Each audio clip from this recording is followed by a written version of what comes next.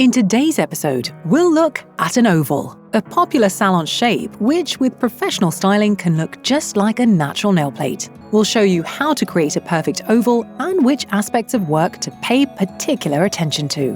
Hi, my name is Connie, and this is a channel dedicated to the art of nail styling. Today, we're going to share a secret with you. A secret to perfect oval nails. Let's get started. The product and tools we'll use in today's episode are cleaner number 1, acid-free primer, a protein base, wipe-off cleaner, self-leveling gel 110 in porcelain, tip-top top coat, purple forms, a cuticle pusher, diamond bit number 2, 100 to 180 grit file, and a 100 to 180 grit buffer. We start our work with basic preparation activities. We remember to disinfect, maintain work hygiene, and properly prepare the nail plate for the procedure.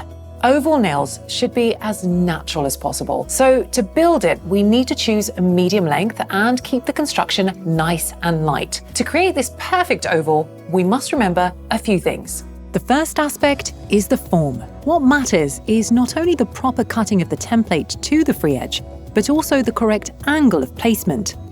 If the stencil is placed too high, we can end up with a so-called ski jump nail. If it's too low, we'll end up with a claw. If the nail is not particularly curved down, it's best if the form is placed straight along the axis of the finger. Once we know the angle of the form, we can focus on cutting it out to fit the free edge. The second aspect is the pinch of the form. An oval is not a long shape. Usually we extend it up to a maximum of 5 mm from the free edge. Therefore, it is important that the stencil doesn't narrow too much to this point. It should follow the width of the natural plate or narrow slightly. The third aspect we want to keep in mind is the product application. Once we are certain the form is adjusted and placed correctly, we can go ahead and start applying the products. After applying primer and rubbing in a base coat into the natural nail plate, it's time to start the extension. When constructing the frame, we need to remember that an oval should be similar in shape to the natural nail. The edges, therefore, should be full with no product losses. Neglecting this aspect can lead to product lifting or cracks around the stress area.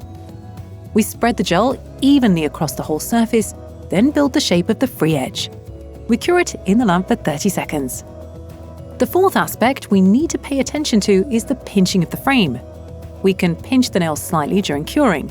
This action is particularly useful if our client's natural plate is quite wide or grows in a bell shape. However, we must remember that in the case of an oval, we should pinch mostly in the stress area and not the tip of the nail. We don't want to end up changing the shape to an almond. Once the frame is pinched and cured, we can take off the purple form. Our self-leveling gels come in several viscosities. This is a parameter chemists use to describe the speed with which the product levels out. The higher the viscosity, the slower the process. The higher it is, the faster it will level out. So to create shorter nails, we reach for something from the bottom of the range, those with a viscosity of 70.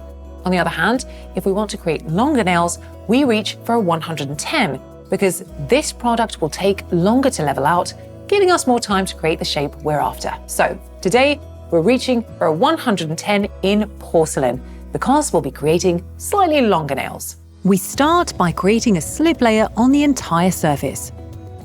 We pick up a bigger portion of the product and spread it smoothly, swaying from the cuticles to the apex, creating a gentle arch. We place the gel to create an oval shape. The self-leveling gels even out on their own, so we can flip the hand over and wait a moment for it to curve naturally or help it a little with a brush. The fifth aspect we must pay attention to is the apex. It's worth keeping an eye on it during the build. When it comes to ovals, the apex should be gentle and smoothly build the curve of the nail along its length. We cure in the lamp for 60 seconds, then wipe the surface with a wipe-off cleaner and move on to filing. The sixth important aspect is filing. As we applied a self-leveling gel, there is not much work left for the file. Firstly, holding the file straight, we work the walls of the free edge into an oval. Then, looking at the nail from the side, we even out the edges from the bottom. Using a 100 to 180 file, or the diamond bit number 2, set to about 6,000 to 7,000 RPM, we file the product along the cuticles and smoothly move on to filing the surface.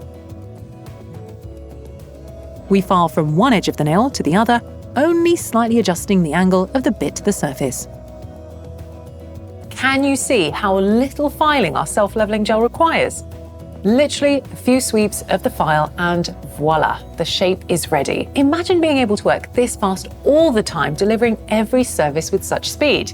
Now that would bring a good financial return. Anyone can work this fast if they know how and spend enough time practicing. And remember, most stylists work faster than the instructors because every day, each client is another bit of practice. And as we all know, practice makes perfect.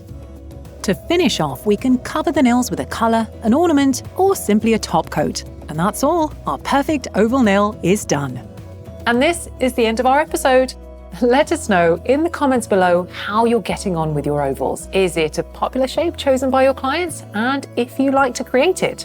Or maybe you prefer squares or almonds, or maybe stilettos. I doubt that. See you next Wednesday. Bye.